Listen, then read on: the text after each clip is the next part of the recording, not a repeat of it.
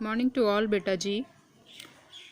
Our last topic of this chapter, labor and birth and lactation. Okay. After that, this chapter will be completed. Okay. So let's start. Labor and birth. हम pregnancy, implantation ये सारा कुछ पढ़ चुके हैं. Now, labor and birth. जो बच्चे का जन्म होता है उस टाइम की जो सिचुएशन है, उस टाइम पर कौन से हार्मोन रिलीज़ होते हैं, किस तरह का बॉडी पर इफेक्ट पड़ता है, उसकी स्टडी हम इसमें करने वाले हैं. Labour is the physical effort of expulsion of the foetus and the placenta from the uterus during birth, या फिर हम इसको बोलते हैं पार्चुरेशन. ठीक है. लेबर हम कहते हैं उस एफर्ट को, उस ताकत को जो उस टाइम लगाई जाती है, एक्सपल्शन, जो बेबी है, फीटस है, उसको बॉडी से बाहर करने के लिए जो एफर्ट लगाया जाता है, ठीक है, उसको हम बोल रहे हैं क्या, labour. Toward the end of the birth trimester, कब, जन्म के समय. Estrogen causes receptors on the uterine wall to develop and bind the hormone oxytocin. ठीक है. एक हार्मोन होता है ऑक्सीटोसिन, वो इस टाइम रिलीज होता है कब, जो यूटेराइन वॉल से डेवलप्ड एम्ब्रियो को, फीटस को बॉडी से अब अलग करेगा. ठीक है. At this time, the baby reorient facing forward and down with the back or crown of the head, engaging the cervix uterine opening. जो यूटेराइन ओपनिंग होती है, जैसे हम कह रहे हैं सर्विक्स, वहाँ से क्या होता है, बेबी को बाहर निकलना होता है हेड की तरफ से. ठीक है. जब भी बच्चा जन्म लेता है तो वो हेड की तरफ से फीमेल से बाहर आता है by the opening of cervix. ठीक है. या हम जिसे कह रहे हैं by the opening of uterine. Okay. This causes the cervix to stretch and nerve impulses are sent to the hypothalamus, which signal for the release of oxytocin from posterior pituitary. ठीक है. जब ये काम हो रहा होता है, सर्विक्स ओपन हो रही होती है और बहुत ज़्यादा एफर्ट लगाना पड़ता है बेबी को बॉडी से बाहर लाने के लिए, उस टाइम मसल्स में जो स्ट्रेस आ जाता है, उस स्ट्रेस के लिए, उस काम को और ज़्यादा अच्छे से करने के लिए एक हार्मोन से रिलीज़ होता है हाइपोथैलेमस से. ठीक है. और वो हाइपोथैलेमस क्या करती है, हाइपोथैलेमस से कोई हार्मोन रिलीज़ नहीं होता, वो पिट्यूटरी ग्लैंड को इंस्ट्रक्शन करती है. ठीक है. जो हाइपोथैलेमस होती है पिट्यूटरी ग्लैंड को इंस्ट्रक्शन करती है कि आपको ये काम करना है. तो पोस्टीरियर पिट्यूटरी ग्लैंड का जो पोस्टीरियर पार्ट है पिट्यूटरी ग्लैंड का, वो क्या करता है, एक हार्मोन रिलीज़ करता है जिसको हम कहते हैं oxytocin. The oxytocin causes the smooth muscles in uterine wall to contract. तो ऑक्सीटोसिन क्या करता है, जो स्मूथ मसल्स होते हैं यूटेराइन वॉल की, यानी है ना, तो उसके लिए काम करता है कि उनमें कॉन्ट्रैक्शन बहुत अच्छे से हो सके. ठीक है. At the same time the placenta release prostaglandins into the uterus, increasing the contraction. इसी टाइम क्या होता है, प्लेसेंटा रिलीज़ करता है एक हार्मोन को जिसे हम कहते हैं प्रोस्टेग्लैंडिन्स, और कहाँ, यूट्रस में रिलीज़ करता है. किस लिए, जिससे कि कॉन्ट्रैक्शन बढ़ जाए. A positive feedback relay occur between the uterus, hypothalamus and the posterior pituitary to assure an adequate supply of oxytocin. Pituitary gland और जो हाइपोथैलेमस है, ये सारे सब काम कर रहे होते हैं उस टाइम कॉन्ट्रैक्शन को बढ़ाने के लिए. ठीक है.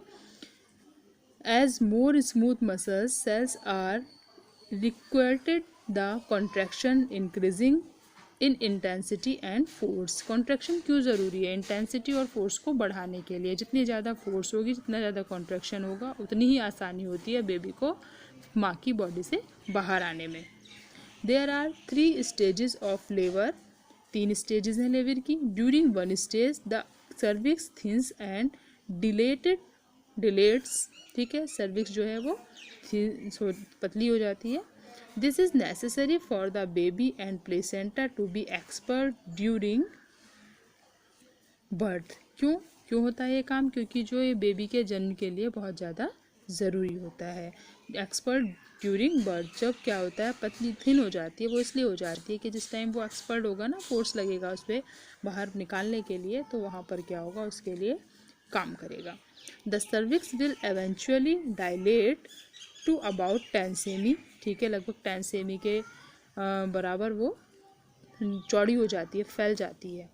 ड्यूरिंग स्टेज 2, ठीक है, दूसरी स्टेज में क्या होता है, the baby is expert from the uterus, baby uterus से बाहर निकलना शुरू होता है। The uterus contracts and the mother pushes as she compresses her abdominal muscle to aid the delivery।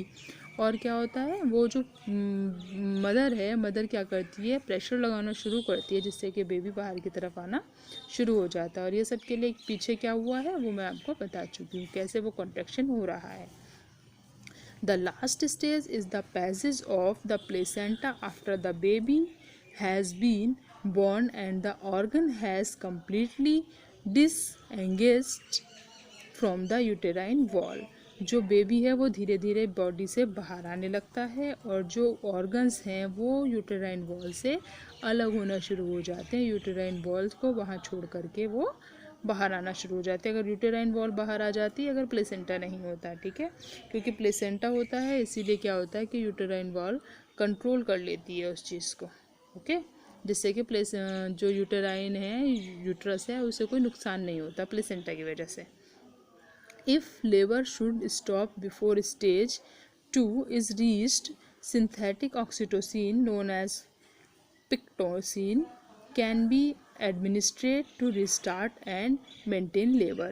अगर जिस टाइम बच्चे का जन्म हो रहा है और उस टाइम बीच में ये काम रुक जाए, प्रेशर लगाने का, पुशअप करने का ये काम रुक जाए, है ना, मदर भी क्या होता है थक जाती है, कई बार वो प्रेशर लगाना छोड़ देती है, तो ये जो आपका था ऑक्सीटोसिन, है ना, और इसको हम एक पिक्टोसिन के नाम से भी जानते हैं, तो ये क्या करता है, उस चीज़ को कंटिन्यू रखता है ना, लेबर को कंटिन्यू रखता है। इसकी वजह से कॉन्ट्रैक्शन होता रहता है और मसल्स क्या करती हैं, मसल्स लगातार प्रेशर लगाती रहती हैं, ओके। तो बेटा जी ये तो हुआ क्या, लेबर, यानी कि बेबी का जन्म हुआ। अब जन्म के बाद क्या होता है, लैक्टेशन। अब हम बात करते हैं लैक्टेशन की। The fluid secreted by mammary gland soon after childbirth is called colostrum। एक जो फ्लूड होता है वो सीक्रेट होता है मदर से, मेमोरी ग्लैंड से। जो फीमेल्स में मेमोरी ग्लैंड होती है वहाँ से एक क्या फ्लूड सीक्रेट होता है जिसको हम बोलते हैं colostrum, okay. Its volume is quite small. Colostrum has protein, lactose and antibodies but fat content is very little. इसमें ये सब तो होता है, प्रोटीन होता है, लैक्टोज होता है, एंटीबॉडीज़ होते हैं, लेकिन इसमें फैट नहीं होता है, okay. Antibodies are essential for providing resistance to the new born babies. New born baby को अपने सर्वाइव करने के लिए जो एनर्जी चाहिए वो कहाँ से मिलती है, ये इस मिल्क से मिलती है, जिसे हम कह रहे हैं एक फ्लूड होता है कोलेस्ट्रम, उससे मिलती है, ठीक है। Normally milk production start later generally 3-4 days after delivery. लगभग 3 से 4 दिन के बाद में नॉर्मली जो लैक्टेशन है वो शुरू हो जाता है फीमेल्स में। Milk production is controlled by hormone prolactin, PRL। Milk production किससे कंट्रोल होता है, एक हार्मोन है PRL जिसको हम बोलते हैं प्रोलैक्टिन, ठीक है, उससे क्या होता है, मिल्क प्रोडक्शन कंट्रोल होता है। इनफर्टिलिटी, इनएबिलिटी टू सर्विक्स a child or carry a child to birth. देखिए इनफर्टिलिटी हम कह सकते हैं the couples they are not able to give birth of new born, okay. जो पेरेंट्स हैं वो किसी अपने बच्चे को जन्म नहीं दे पाते, उससे बोलते हैं हम infertility. About 70% cases of infertility can be identified. लगभग 76% केसेस ऐसे देखे जाते हैं। These included disease such as sexually transmitted disease. और ये कुछ जो इनफर्टिलिटी के रीजंस होते हैं वो ये भी होते हैं कि उन लोगों में ना सेक्सुअली डिजीज़ होती हैं, ठीक है, एसटीडीज़ जिनको हम कहते हैं, सेक्सुअली ट्रांसमिटेड डिजीज़। कुछ डिजीज़ की वजह से भी क्या होता है, कई बार वो डिजीज़ इनफर्टिलिटी का रीज़न बनती है, okay. This chapter has been completed. I will send you some question answer with these notes, okay. You must be do in your notebook, okay. If anybody have any queries so contact me, okay beta, all the best।